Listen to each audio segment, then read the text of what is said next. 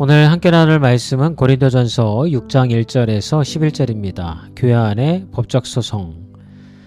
고린도 교회의 소송 사건의 문제점은 바울이 볼 때에 고린도 교인들의 소송 사건에 대해서 크게 분개한 지점이 있었습니다. 바울이 화를 낸 것은 그 이유 때문이었죠. 첫 번째는 한 교회 교인들끼리의 소송이었기 때문입니다. 그리스도인들도 세상 살다 보면 수많은 소송을 당하죠. 그런 소송이 다 잘못된 것은 아닙니다. 때로는 정당한 권리를 찾기 위해 소송할 수 있죠. 그러나 가까운 교인끼리 혹은 가족이나 친족 사이의 소송은 문제가 큽니다. 6절과 7절을 보면 형제가 형제와 더불어 고발할 뿐더러 믿지 아니하는 자들 앞에서 하느냐?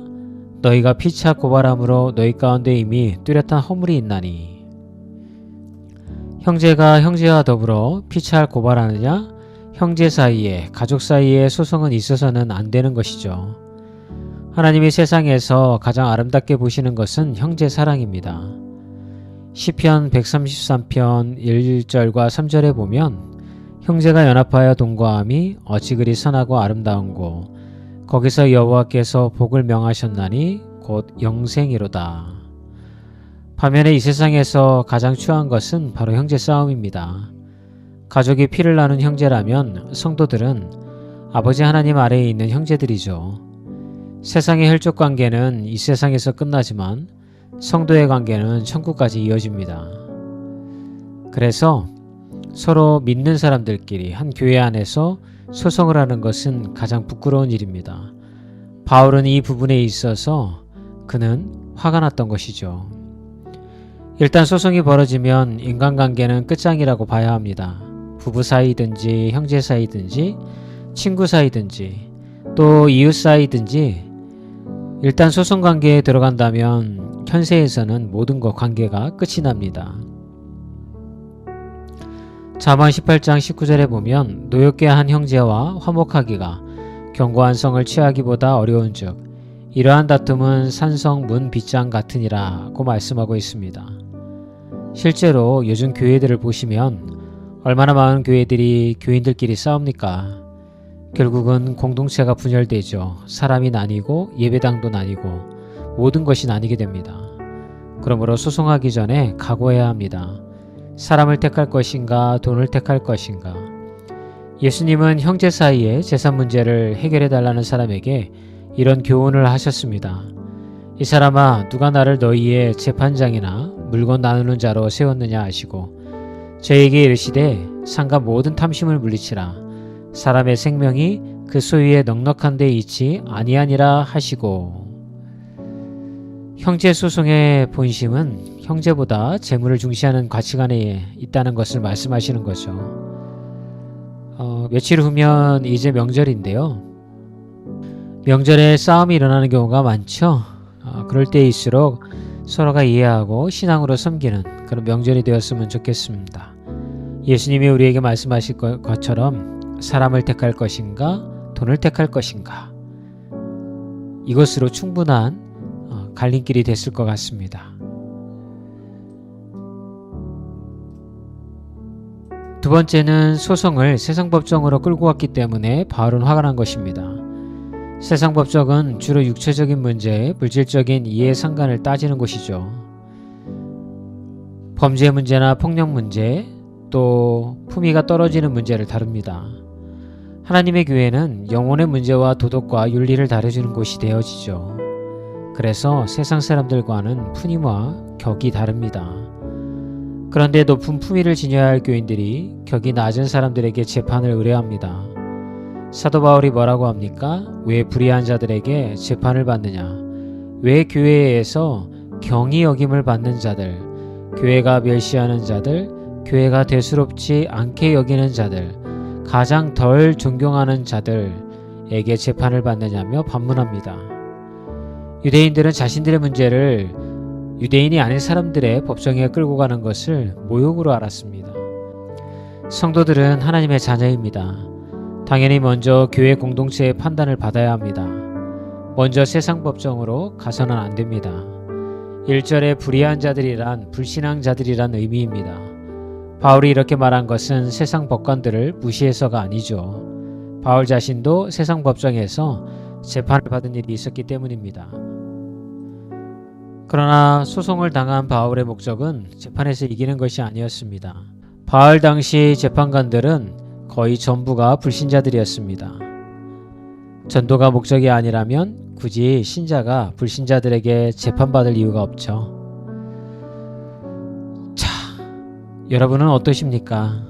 오늘도 마음속에서 일어나는 그런 불의와 의의, 이런 것들로 인하여서 세상 법정으로 갈 것을 사모하나요? 아니면 하나님의 말씀으로 살아가기를 사모하시나요? 오늘도 교회 안에서 공동체가 서로 사랑하는 공동체가 되었으면 좋겠습니다. 오늘 들으실 찬양입니다. 이제 역전되리라. 추석 명절 잘 보내시고요. 명절 동안 아침 큐티도 쉼을 갖습니다. 저는 다음 주에 찾아뵙겠습니다. 오늘도 화이팅입니다.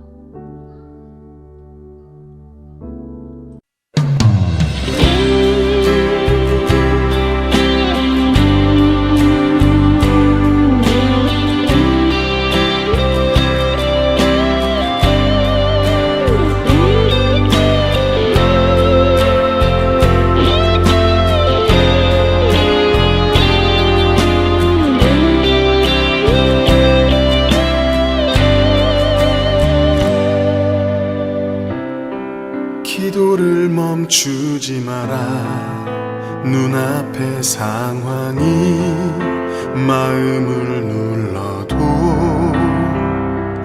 원망치 마라.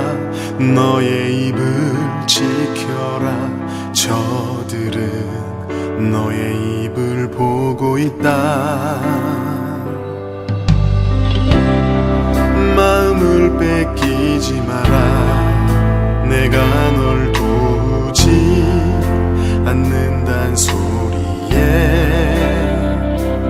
너의 모든 게 불리해도 너는 기도를 계속해라. 너 기도를 멈추지 마라. 내가